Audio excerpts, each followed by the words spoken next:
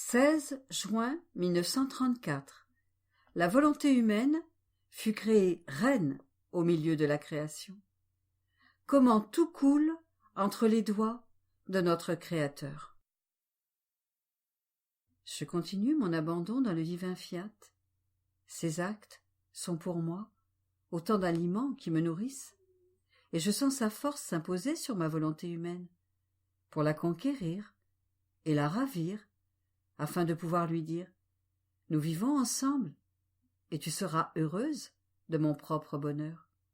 Tu es sortie à la lumière du jour, non pour rester à l'écart, mais pour être avec moi, dans ma volonté. Si je t'ai créée, c'est parce que je ressentais le besoin de t'aimer et d'être aimée, si bien que ta création était nécessaire à mon amour, petit sommet du champ d'action de ma volonté. Ô adorable volonté, combien tu es aimable et admirable! Tu me veux en toi, afin de donner libre cours à ton amour, et tu veux que les créatures vivent dans ton divin vouloir, parce que tu ne nous as pas créés sans volonté, comme le ciel et le soleil, afin de pouvoir faire ce que tu veux.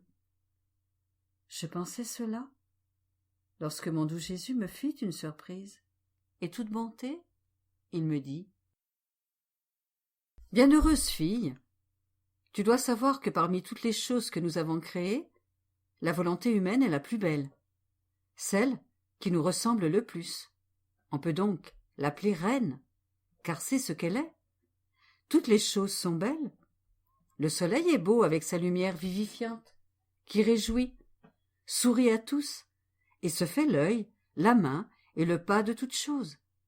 Le ciel est beau, qui couvre toutes choses de son manteau étoilé. Mais, si belles que soient toutes les choses créées, aucune ne peut se vanter d'avoir fait pour nous le plus petit acte d'amour véritable. Il n'y a pas d'échange, tout est silence, et ce que nous le faisons seuls. Personne ne répond à toutes nos mères d'amour, pas la moindre réponse, car elle doit être formée entre deux volontés qui possèdent la raison, et savent si elles font le bien ou le mal. La volonté humaine a été créée reine au milieu de la création, reine d'elle-même et échange d'amour avec son Créateur, reine de toutes les choses créées. Elle peut librement faire un monde de bien, des prodiges de valeur, d'héroïsme et de sacrifice, si elle se met du côté du bien. Mais s'il se place à côté du mal, elle peut, en tant que reine, faire un monde de ruines et se précipiter de la plus grande hauteur jusque dans la plus basse et la plus profonde des misères. Nous aimons entre tout la volonté humaine, parce que nous l'avons faite reine. Elle peut nous dire qu'elle nous aime. Elle peut nourrir notre besoin d'aimer. Elle peut rivaliser d'amour avec nous, parce que nous l'avons dotée de ses prérogatives en lui donnant même notre ressemblance. Elle n'est rien d'autre qu'un simple acte, et cependant, elle est la main, le pied, la voix de son être humain. Si la créature n'avait pas une volonté, elle serait semblable aux bêtes, esclave de tous, sans l'empreinte d'une noblesse divine, du très pur esprit de notre divinité. Il n'y a en nous rien qui soit matériel, et cependant, nous investissons toutes les créatures et toutes choses. Nous sommes la vie, le mouvement, le pilier, la main et l'œil de toutes les créatures. La vie humaine coule de nos doigts, et nous sommes le souffle et le battement de chaque cœur. Et ce que nous sommes pour tous et pour toutes choses, la volonté humaine l'est pour elle-même.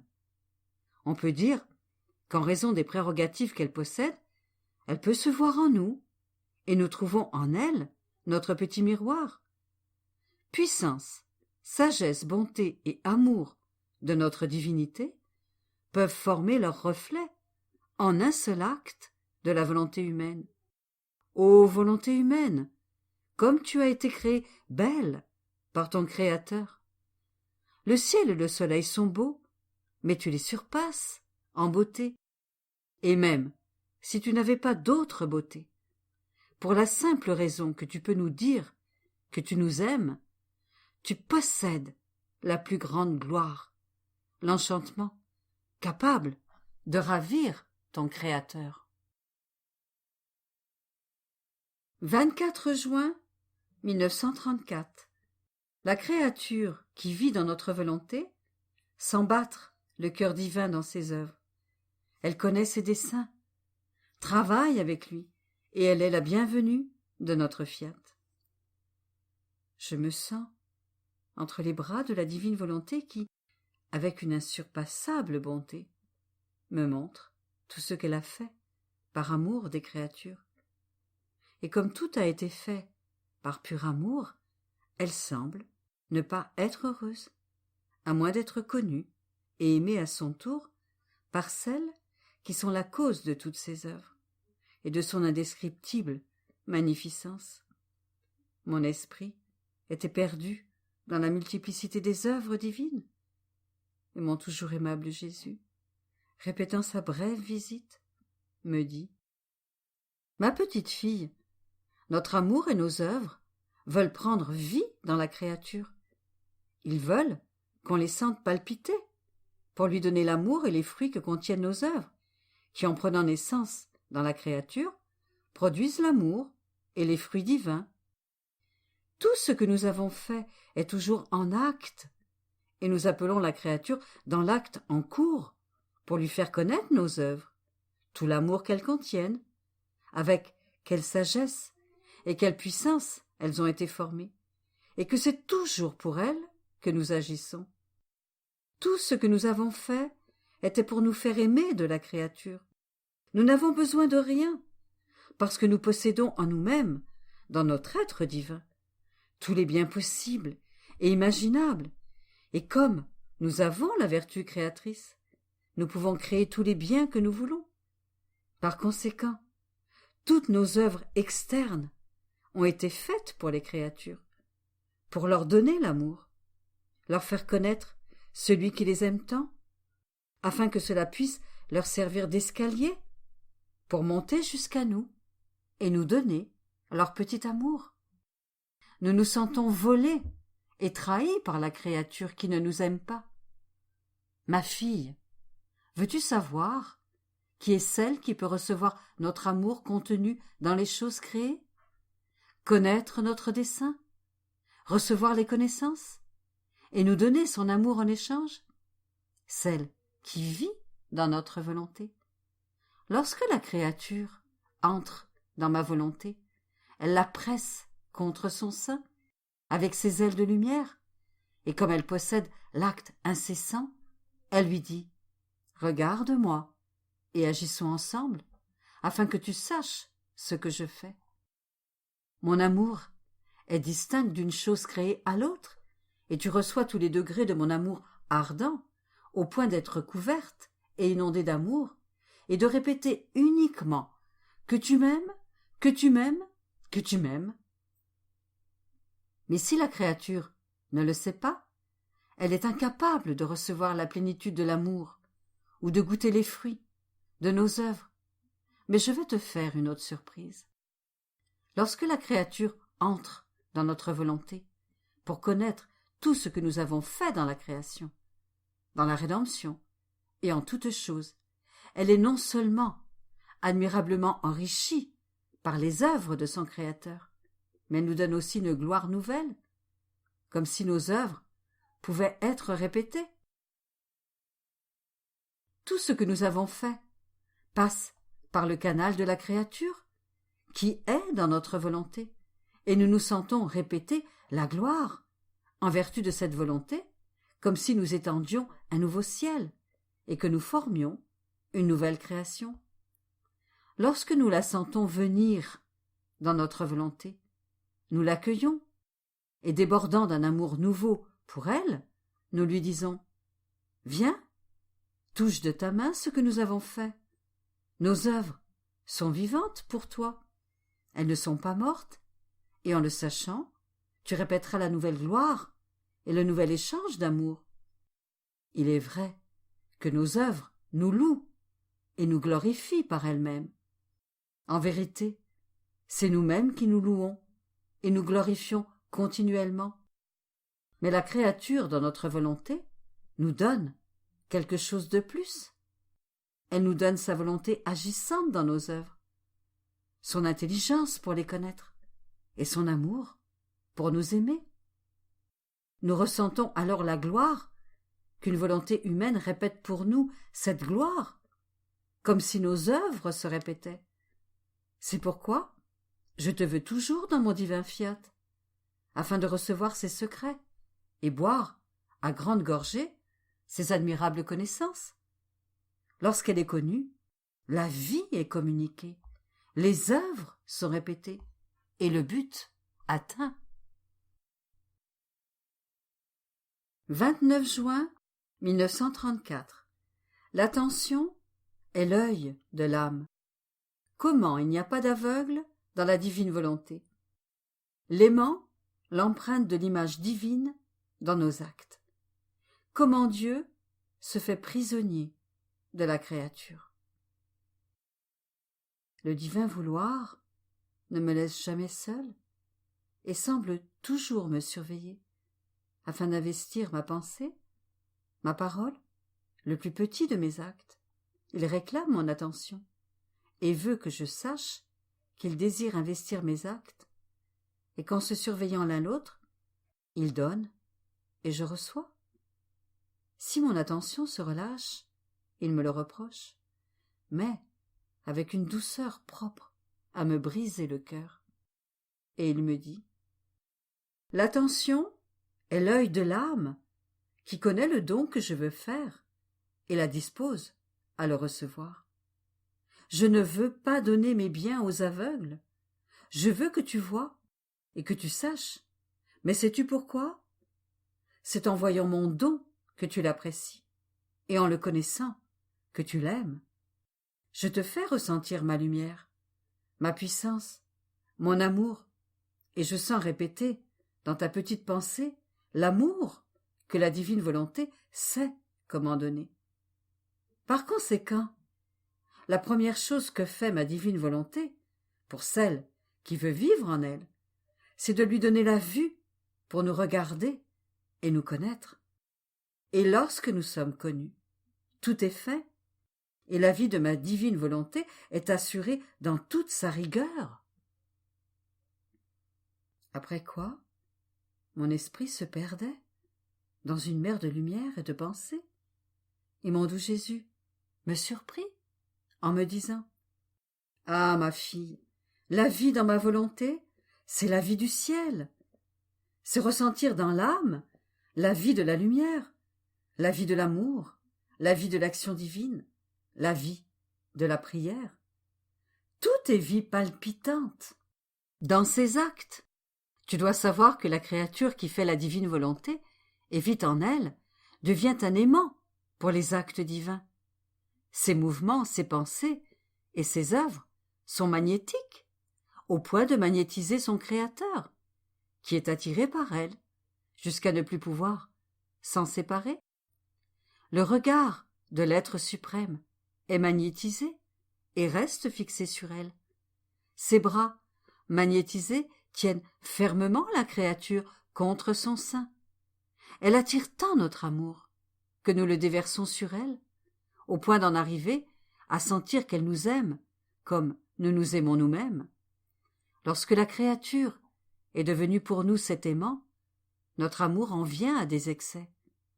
Lorsqu'elle forme ses actes, même les plus petits, il y imprime notre sceau divin et nous les faisons passer pour nos actes avec une empreinte de notre image suprême, et nous les plaçons dans nos trésors divins comme notre propre monnaie que la créature nous a donnée. Et si tu pouvais savoir ce que signifie pouvoir dire que notre être suprême a reçu nos pièces de monnaie des créatures avec notre image frappée sur ces pièces pour les authentifier, ton cœur en exploserait de joie. Nous avons le pouvoir de donner aux créatures, et ce n'est rien d'autre qu'un exutoire de notre amour. Mais lorsque la créature est rendue capable de donner, et que ce sont nos actes mêmes, et non les siens, qu'elle nous donne, des pièces de monnaie frappées à notre image, l'amour, qui surpasse tout, ne peut plus être contenu, et dans notre enthousiasme, nous disons « Tu nous as blessés. L'aimant de tes actes nous a enchantés et nous a fait les doux prisonniers de ton âme. Nous allons nous aussi te blesser, pour te ravir et t'emprisonner avec nous.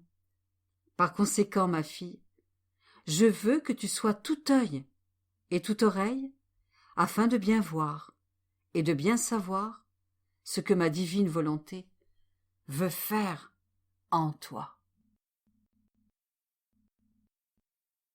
8 juillet 1934.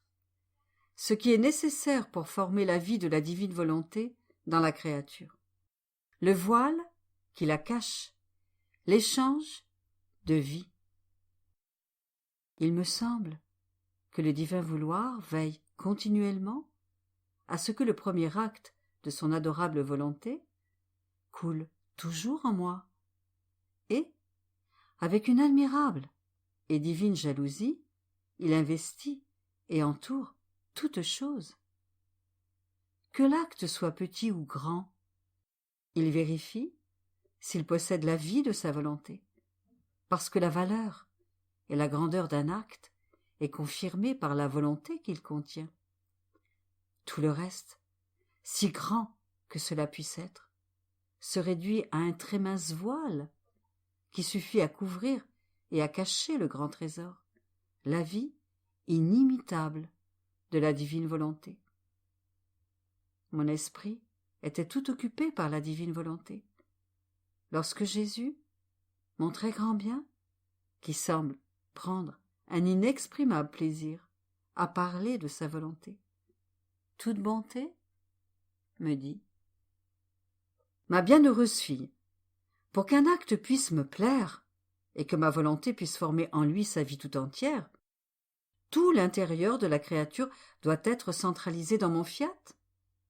La volonté doit le vouloir, son désir doit être ardent, les affections et les tendances doivent uniquement désirer recevoir la vie de ma volonté dans leur acte, le cœur doit l'aimer et enclore dans son battement la vie de ma volonté. La mémoire doit s'en souvenir et l'intelligence la comprendre, de sorte que tout doit être centralisé dans l'acte où ma volonté veut former sa vie.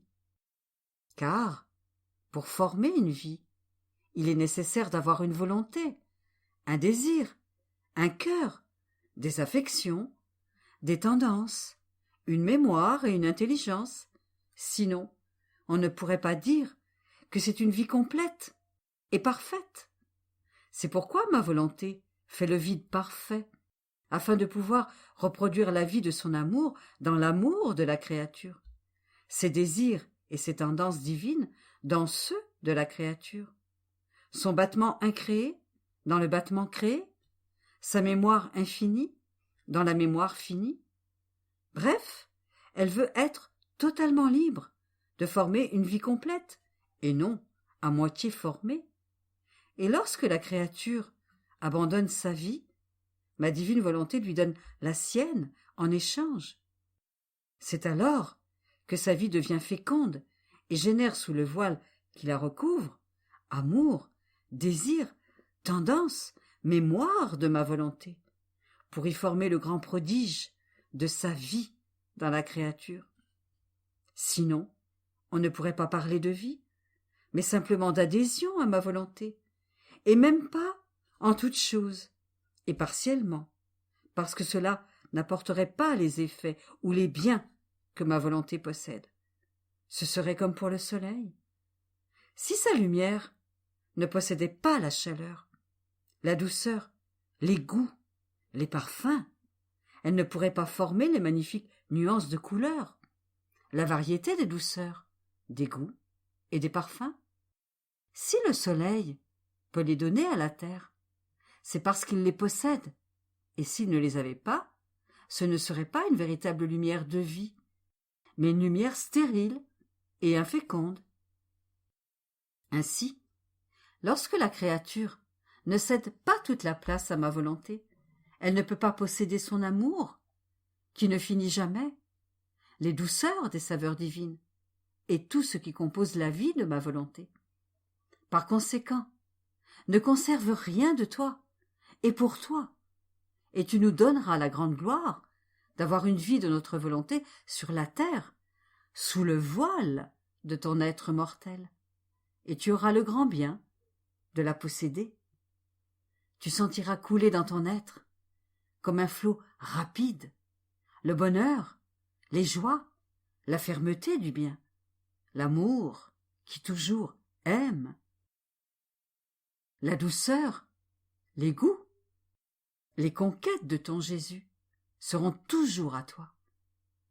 Ton être continuera de souffrir ici-bas, mais il aura la vie de la divine volonté pour le soutenir, et il se servira de ses souffrances pour développer la vie de ses conquêtes et de ses victoires divines sous sa forme humaine. Par conséquent, progresse toujours dans ma volonté. 15 juillet 1934. La créature qui vit dans la divine volonté se met en mesure de pouvoir recevoir de son Créateur et d'être toujours capable de lui donner. Comment celle qui prie débourse les pièces de monnaie, forme le vide et acquiert la capacité de posséder ce qu'elle demande. Je faisais ma ronde dans la divine volonté, et mon petit vouloir humain brûlait du désir de tisser tous ces actes et de les faire miens, afin de pouvoir maîtriser toutes choses et d'avoir en mon pouvoir une gloire infinie, un amour éternel, des actes innombrables, distincts les uns des autres, et qui ne finissent jamais, afin de pouvoir toujours donner de l'amour, de la gloire et des œuvres à mon Créateur. Fille de sa volonté, je ressens le besoin de tout posséder, afin d'avoir un amour qui ne dit jamais que c'est assez, et des actes divins dignes de la suprême majesté. Et mon toujours adorable Jésus, comme pour confirmer ce que je pensais, me dit : Ma fille, pour la créature qui fait ma volonté et vit en elle, tout lui appartient. Lorsque ma volonté donne quelque chose à la créature, elle ne lui apporte pas une seule œuvre, mais toutes ses œuvres, parce qu'elles sont inséparables de ma volonté, et elle s'en sert pour créer l'espace et nourrir, féliciter, enrichir de ses immenses richesses la créature qui vit en elle, et lui permettre de toujours recevoir. Si ma divine volonté ne voulait pas tout et toujours donner, et toujours recevoir de celle qui vit en elle, ce ne serait pas une vie réellement heureuse dans ma volonté, parce que la substance du bonheur est formée par de nouvelles surprises, des échanges de dons, des œuvres diverses et multiples, possédant chacune une source de joie variée que l'on s'échange et qui témoignent de leur amour mutuel. La créature et ma volonté se coulent l'une dans l'autre et se communiquent les secrets. Elle fait de nouvelles découvertes de la divinité et acquiert d'autres connaissances de l'être suprême. La vie dans ma volonté n'est pas une plaisanterie, mais une vie de travail et d'activité continuelle. Tu dois savoir qu'il n'y a rien de ce qui a été fait par Dieu, par les saints et par tous les autres qui ne soit donné à celle qui vit dans ma volonté. Parce qu'il n'y a rien de bien qui ne lui appartienne, et de même que tu ressens le besoin de posséder toute chose, tous ressentent le besoin de se donner à toi. Mais veux-tu savoir pourquoi ils veulent passer par le canal du vouloir humain ? C'est pour donner le bien qu'ils possèdent et reproduire le bien et la gloire de leurs actes à leur Créateur. Et si, toi tu désires reconstituer nos œuvres et celles de tout le ciel, elles semblent dire l'une après l'autre: je ne peux pas le faire par moi-même. Alors, prends-moi en ton pouvoir, réunis-nous tout ensemble, afin que un soit l'amour de toutes, une la gloire de cet être suprême qui nous a donné naissance en son sein et nous a donné la vie. C'est pourquoi la vie dans ma divine volonté est le prodige des prodiges, l'unité de toutes choses. C'est tout posséder, tout recevoir et tout donner. Et comme je veux toujours donner à la créature, je désire ardemment qu'elle entre dans mon fiat, afin de pouvoir lui donner ce que je veux et satisfaire mes désirs. Après quoi je me disais: mais à quoi cela sert-il? Quelle gloire est-ce que je donne à mon Dieu en demandant toujours que sa volonté soit connue et occupe son poste royal dans les créatures? Il me semble que je ne sais pas demander pour les autres. Il me semble que Jésus lui-même est fatigué de m'entendre répéter la même histoire. Je veux la vie de son fiat pour moi et pour tous les autres. Je pensais cela lorsque mon doux Jésus ajouta: ma fille, tu dois savoir que lorsque la créature prie continuellement pour obtenir un bien, elle acquiert la capacité de posséder ce bien, et elle aura alors la vertu de le faire posséder par les autres. Prier, c'est comme débourser pour obtenir le bien que l'on veut. La prière forme le respect, l'appréciation, l'amour qui est nécessaire pour le posséder. La prière forme dans l'âme le vide où mettre le bien désiré. Autrement, si je voulais lui donner ce bien, elle n'aurait pas où le mettre. Tu ne peux donc pas me donner une plus grande gloire qu'en me demandant que ma volonté soit connue et qu'elle règne. C'est la prière que je fais, le désir ardent de mon cœur, et tu dois savoir que mon amour est si grand que je veux faire connaître ma volonté. Incapable de contenir cet amour, il déborde sur toi, et je te fais dire que ton fiat vienne, que ta volonté soit connue, si bien que c'est moi, et non pas toi, qui prie en toi. C'est mon excès d'amour qui sent le besoin de s'unir avec la créature, afin de ne pas être seul à prier pour ce bien. Et afin de donner plus de valeur à cette prière, je mets en ton pouvoir mes œuvres, toute la création, ma vie, mes larmes, mes souffrances, pour que cette prière ne soit pas seulement des mots, mais une prière confirmée par mes œuvres, ma vie, mes souffrances et mes larmes. Oh, qu'il est doux d'entendre ton refrain se faire l'écho de ma prière, que ton fiat vienne, que ta volonté soit connue. Si tu ne faisais pas cela, tu étoufferais ma prière en toi, et je resterais seule à prier avec amertume. Mais tu dois également savoir que je ressens le besoin de retracer toutes mes œuvres et mes souffrances, afin de me demander que ma volonté soit connue et qu'elle règne. Celui qui a connu ma volonté et aime ce grand bien ne peut pas s'abstenir de demander continuellement que tous la connaissent et la possèdent. Par conséquent, pense que je suis là et que je prie avec toi, lorsque tu penses que le moins que tu puisses faire, c'est de prier pour le triomphe de ma volonté. 20 juillet 1934. Tout ce qui sort de Dieu est innocent et saint. Comment la création est un acte unique de la divine volonté. Qui est celle qui triomphe dans l'espace de l'univers? Ma petite intelligence ressent la force irrésistible du divin vouloir, qui l'appelle et la veut au milieu de toute la création, pour lui faire voir et comprendre l'harmonie et l'ordre de toutes les choses créées, et comment chacune apporte son tribut à son Créateur. Il n'est pas une chose créée, si petite ou si grande soit-elle, destinée à occuper le grand espace de l'atmosphère, qui n'apporte son tribut distinct à celui qui l'a créée.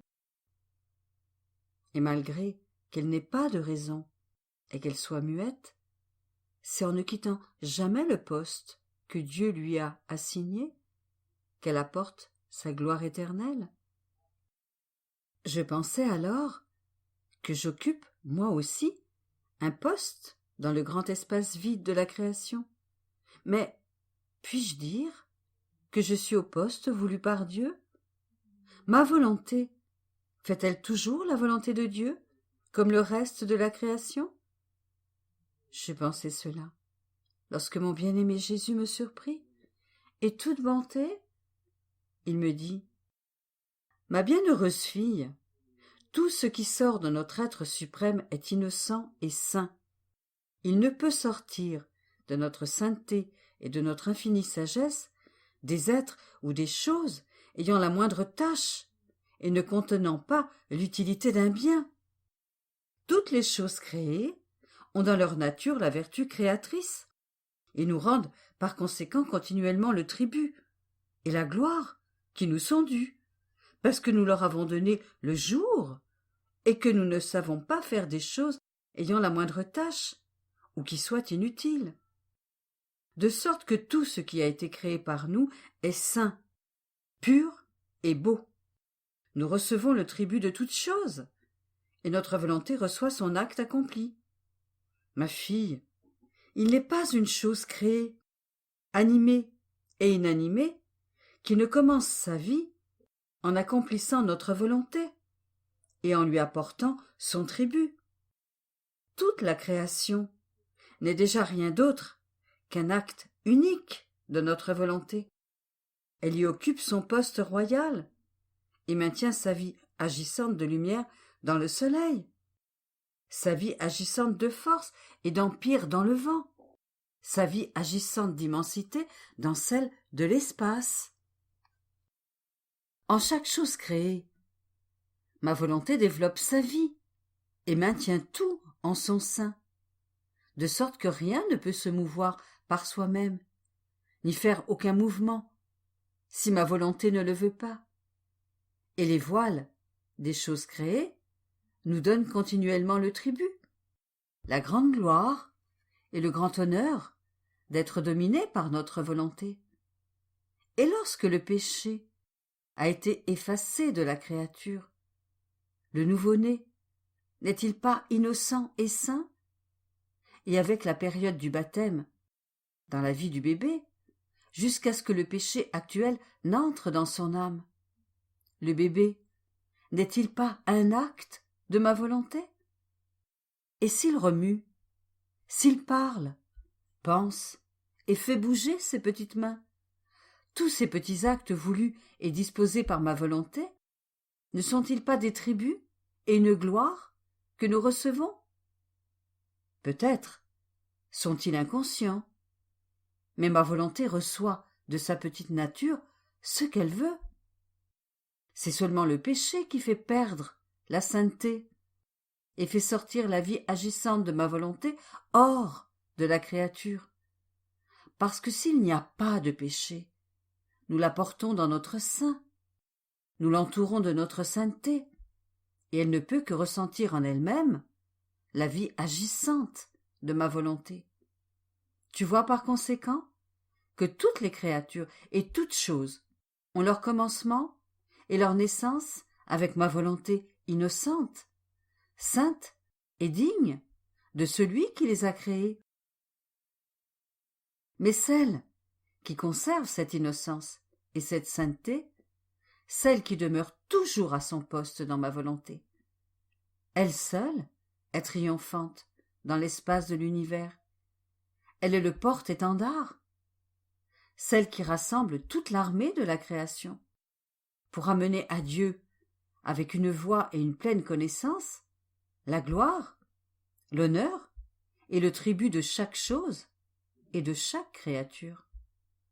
On peut dire par conséquent que ma volonté est tout pour la créature, et que sa naissance est le premier acte de la continuation de sa conservation dans la créature.